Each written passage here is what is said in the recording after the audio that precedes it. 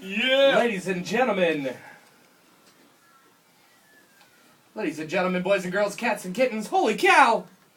That's out of control. That's a lot of volume. Wow! Ladies and gentlemen, boys and girls, you're back in the lab on KMHD2 and 89.1 HD-FM. Ladies and gentlemen, it's a milestone day here on the lab. We have officially our first band in the studio. Ladies and gentlemen, it is my pleasure to introduce the members of The Cry. Can I get a nice round of applause for The Cry? Ow! That's what I'm talking about. Yeah. Come on closer to the mics. Don't be scared. Oh, I ain't scared, baby. So, we got the members of The Cry in the studio. Let's see if I get all the names right. We got Ray. Say what's up. Hi. We got Dave. Hello. And we got Brian. Yo. Yep. And so I guess introduce yourselves. What do you play? What's your story? My name's Ray. I play guitar and sing. Yeah. I'm Dave. I play bass and sing backup vocals. Okay. And I'm Brian, and I play lead guitar and background vocals. Ooh, Brian's the quiet one. Yeah. He's the sensitive brother. So how old is everyone? I'm 19. This is Ray talking. Ray, you're 19? 20. 20. I'm 21. And you're 21.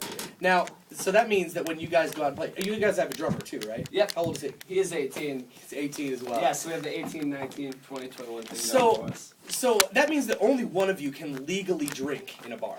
That's correct? I mean, Yeah. Do we have any fake IDs going on in here? I guess we can't say that now can we? I don't A want to magician never. self-incriminate myself. Right.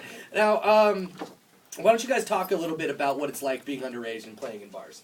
Well, you have to wait outside in the van a lot. Yeah. I mean, there's some bars that'll be cool and let you hang out, buy your merch, or, hang out on the side. But Right. for the most part, you have to hang out in the van. Until you're playing, we're loading in. Sometimes we're we loading can out. sneak drinks. Sometimes we can get a few, sneaking drinks. Right. More often than sometimes.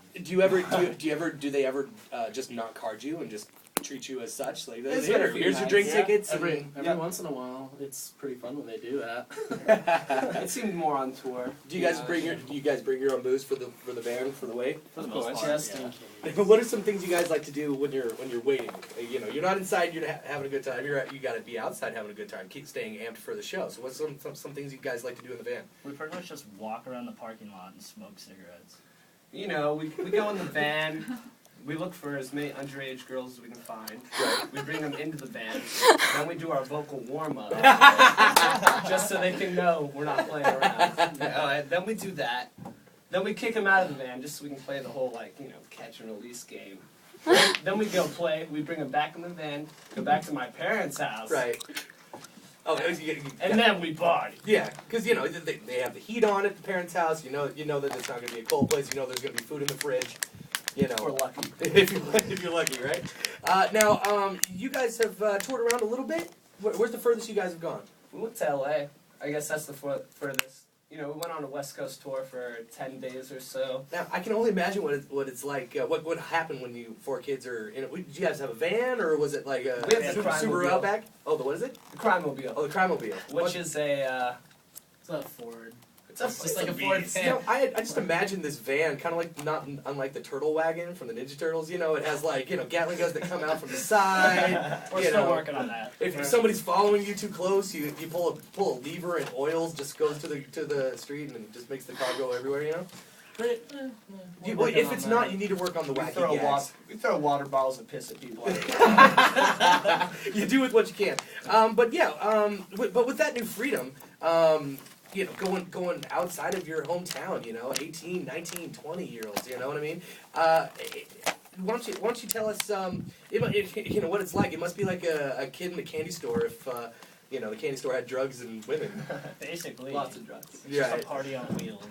Yeah, lots of fun, lots of new people to meet, lots of connections to be made, and that's what we're going for when we're out there. Are you guys walking rock and roll stereotypes where you guys just fight all the time, or are you guys pretty close? Well, we're four friends, and it wasn't like that till we started playing music. So that's kind of nice to build some sort of bond through a music that you love. Right. You know what I mean? I think there's something to be said about spending so much time together and But I really think starting to understand. Anyone who spends enough time with each other is gonna say, Dave. Right.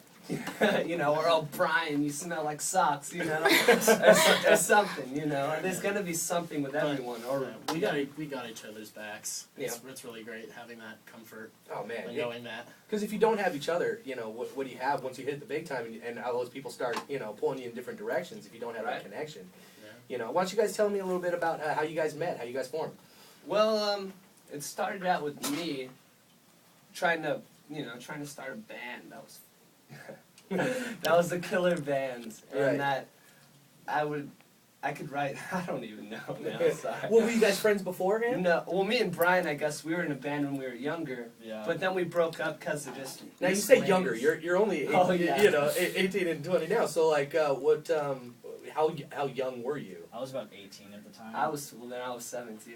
Okay. So so you guys were in a band and that didn't work out. No, we broke up because of some just rock and roll, drugs, and stuff.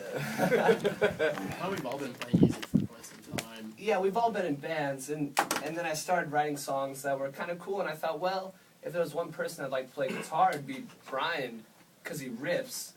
You know, he won't talk about it, but he does. We got the quiet lead guitar player. Yeah, he put the wounds all over. Okay. Little thing that Joel Cass. So you guys got together, and then how did Dave and what was Mouse? Is that your drummer's name, Mouse? Mouse. We had a drummer that we first started with. So yeah, I called up Brian, and I tempted him all over to my house by giving him wine and telling him we'd egg houses every night. That was your parents' house. Yeah, it's my. Go to my parents' house, Graybush's drink their house. alcohol, enjoy their electric blankets. Let's keep the eggs and throw them, you know. And that we did, and through that, me and Brian built like a good friendship, you know, and a bond. Yeah. Okay. Well, why don't you guys, we scalped out Dave too. We heard his old band, Midnight Callers. What happened was we lost our original bass player. He just quit out of the blue. Yeah. And I don't know. As is a common story. Yeah. So we just looked for the best bass player we could find, and Dave happened to be that person. Right on. Even though he was playing guitar in a different band. And how long have you guys been together now? A year. A year. Yeah. Man, I gotta tell you, I've listened to your demo, man. I dig your style. A record. You know, I listened to it, and you guys got a nice combo of like, if I don't want to pigeonhole you guys, but you know, from when I heard it, I heard a nice mixture of like surf music and doo-wop from the '50s, mixed with a little bit of like the Strokes and the Cars, and just a lot of like, just a lot of good sounding music. What would you guys consider your, we'll go down the list. We'll start with Dave, and why don't you tell us your biggest influences as far as music is concerned? Beatles for sure. Paul McCartney, John Lennon. Yeah. All of them. Really. Sure. Yeah. Best songwriters in the world. That's pretty much it. I love 60s garage and 70s power pop. I like it all, really. Ray, what do you like?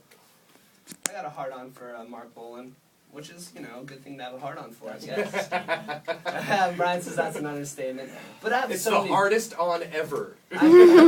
Hardest on ever, yeah. I mean, I was force-fed Beach Boys my whole life. Hey, I grew up, man. Like, whenever I get married, man, something written by Brian Wilson's gonna be in the mix somewhere. You know what I mean? I love Crazy Geniuses.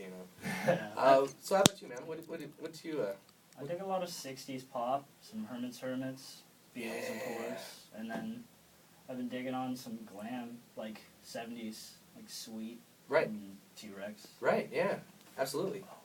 Ray rubbed off on me. Literally. Well, gentlemen, we got to get to a music break, but can you guys stick around, play a song after you hear? Actually, we're going to be playing Styx. So after Styx is done, Come on, can we get something else besides Styx? Styx rules. Come sail away. What do you got on me? what do you want to hear? Let's break this thing through. We're not having a regular radio show. What do you got? Why don't you give me? Why don't you just throw something out there? No, what do you boys want to hear? Let's give this guy a hard time on something. Yeah, make it hard for me. Why don't you? Make him find something funky. Yeah, let's make this irritating and awkward. Little Willie by the Sweet. Yeah, let's hear some Sweet. Sweet. Little Willie. What is it? What song? Sweet. Little Willie. Little Willie. By the Sweet. For Graybush. Oh, this is for Graybush. Now, we got to talk about Graybush a little later, but right now, yeah, the Cry asked for it, and the Cry will receive it. Little Willie by Sweet on KMHD2, A Music Revolution. Stay tuned for our first live show ever, right here on KMHD2.